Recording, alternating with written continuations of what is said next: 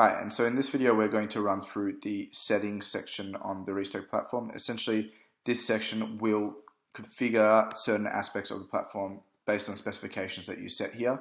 So the first area that you can actually work with is your restaurant info, which will be important for suppliers. So it gives your location, it gives the way you accept deliveries, it has a contact number, and your opening and closing times. And you can simply edit these fields by going into the three dots, clicking edit details, and going through each of these fields and editing as you see fit.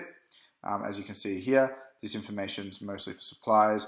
It's in addition to the instructions that we would have put in the supplier baskets area that we populated earlier in the tutorials. So remember to click save and then close that. Below it is a configuration area. And what it mainly deals with is your food costing. So the food costing percentages that we were talking about in our recipes and prep dishes and our food costing table.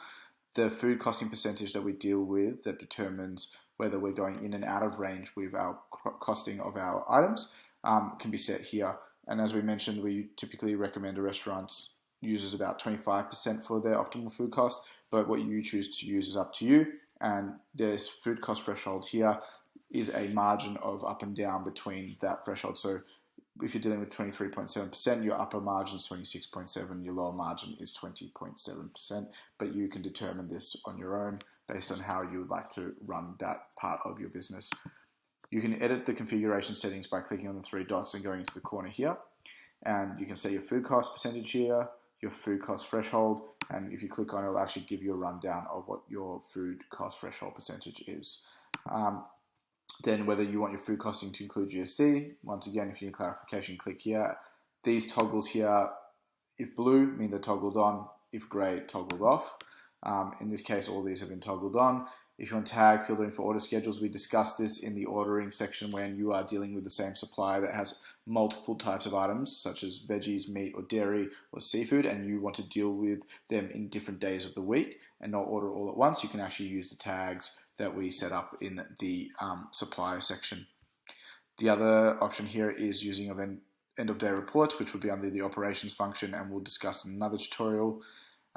Showing departments on kiosks. So essentially, kiosk mode you can view in two ways. One, you can view it by user, but if you're dealing with like a team of 20 to 100 people, you might not want to view it by user because that would be quite overwhelming.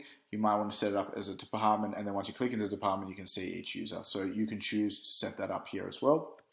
Setting line items to 0, depending on how you want to deal with your reconciling, you can choose to have that on and off. And then this one here, sending 0 invoices. You can choose to send them as invoices, so ready to go, or you can send them as drafts to be approved to 0 later on by yourself. So just to clarify, if you use the toggle here, you can either choose to authorize or draft them. If you want to choose to send them through and approve them on 0 yourself later, then you can send them through as drafts. If you're happy to approve them here and just send them through for authorization, then click authorize. How you choose to go ahead is purely up to you. So you make sure to click save to keep any of those settings. And the final thing you can do in the settings tab here is set your department. So as you would have seen through the procedures, the preps, any section where there's an assignment to a particular department, this is where you create your departments. And it also will be available in your My Team settings when you are creating a profile or inviting someone to the platform. You might want to invite them through a particular department or departments, and these are how they will be displayed. So you can choose to keep these ones and add new ones, or delete ones by simply clicking the three dots, deleting them, or editing them to have a different name. But essentially, this is how you will create your departments throughout the platform that you will use towards procedures, preps, or assigning of any sort of tasks throughout the platform. So that's essentially it for the settings. It helps you determine your restaurant details, configure your financial aspects of the platform and other little features, and then setting up your departments for your staff.